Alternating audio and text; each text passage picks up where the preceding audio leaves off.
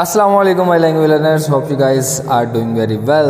Okay जी, हमारा टेंसेस वाली जो वीडियोस हैं वो ख़त्म हो चुकी हैं। वो हमारी 6 वीडियोस हैं। अगर वो किसी ने नहीं देखे तो आप स्टार्ट आई थिंक सो आपको वहाँ से करना चाहिए, बिकॉज वहाँ पे सारी बेसिक जो एरर्स हैं उनको ऑलमोस्ट डिस्कस किया गया है। अब हम आ गए हैं थोड़ा सा आगे की तरफ।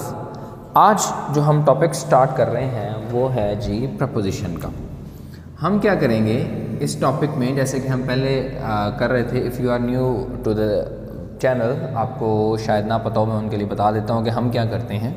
हम एरर्स को, एग्जांपल्स को लिखते हैं और उसमें जो एरर होता है उसको हम आइडेंटिफाई करते हैं and then we will come to know the rule. उसके बाद हमें फिर पता चल जाता है कि इस गलती को जो हमने सही किया है वो क्यों किया था, उस पर रूल क्या अप्लाई हो रहा था। ये मुझे लगता है कि ये तरीका अच्छा है, बजाय इसके कि पहले रूल पढ़ें फिर एग्जांपल उसके साथ करें तो वो इतना इफेक्टिव नहीं होता, बिकॉज उसको आप प्रैक्टिकली समझ ही नहीं पाते। इसमें आप पहले क्या करते हैं, एग्जांपल पे गौर करते हैं, आपको परेशानी होती है, टेंशन होती है कि ये क्या है, इसमें गलती क्या होगी। एक ये टेंशन, दूसरी टेंशन ये होती है कि सही होगा या गलत होगा। अगर आपका सही हो जाए या गलत हो जाए, दोनों सूरतों में क्या होता है, आपको फिर उसके बाद जब रूल डिस्कस किया जाता है तो फिर आपको क्या लगता है, खुशी भी हो सकती है इस बात की कि मैंने सही किया था। ये भी हो सकता है कि अपने आप को सही कर लें, शायद आपको कुछ और पता हो। बहरहाल जो भी है, तो प्रैक्टिकली ये तरीका ज़्यादा बेटर है। इसको आप इस तरह करेंगे तो आपकी लैंग्वेज याद करना आपको आसान हो जाता है। चलिए जी, let's get started. Without further ado हम अपनी पहली एग्जाम्पल पे जाते हैं। वो है अली वॉज ऑब्जॉर्व्ड इन और एट द लेक्चर। मैं आपको ये बात बता दूँ, इस वर्ड का या जो फ्रेज़ ये पूरी बनेगी, इसका मतलब होता है interested, very much interested in something. मैं यहाँ पे लिख देता हूँ, वेरी मच इंटरेस्टेड।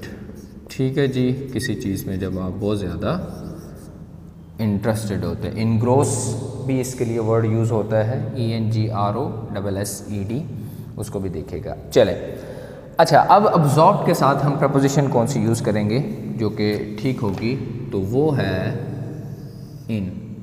ये जो एट है ये यहाँ पे यूज़ करना ठीक नहीं है। Ali was absorbed in the lecture, वो लेक्चर में बहुत ज़्यादा इंटरेस्टेड था, खुबा हुआ था, इनग्रोस था, कुछ भी आप यूज़ कर सकते हैं। It's up to you Urdu में ट्रांसलेशन करते हुए, बिकॉज इट्स योर लैंग्वेज। तो आपकी लैंग्वेज है, आप इसके साथ छेड़खानी कर सकते हैं ज़्यादा।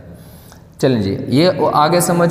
अच्छा, दूसरी मैं बात आपको बता दूं कि please with correcting the propositions आप साथ में इनके मीनिंग्स को भी याद रखें, बिकॉज दिस सीरीज़, अब ये जो है ना प्रपोजिशन वाला, इसमें हम काफ़ी सारे ऑलमोस्ट 100 के करीब जो हैं वो हम एग्जांपल्स कह लें, या 100 के करीब जो है हम वर्ड्स को, एरर्स को डिस्कस करेंगे, और तकरीबन हर एक का मीनिंग कुछ मिलते जुलते होंगे लेकिन डिफरेंट भी होंगे।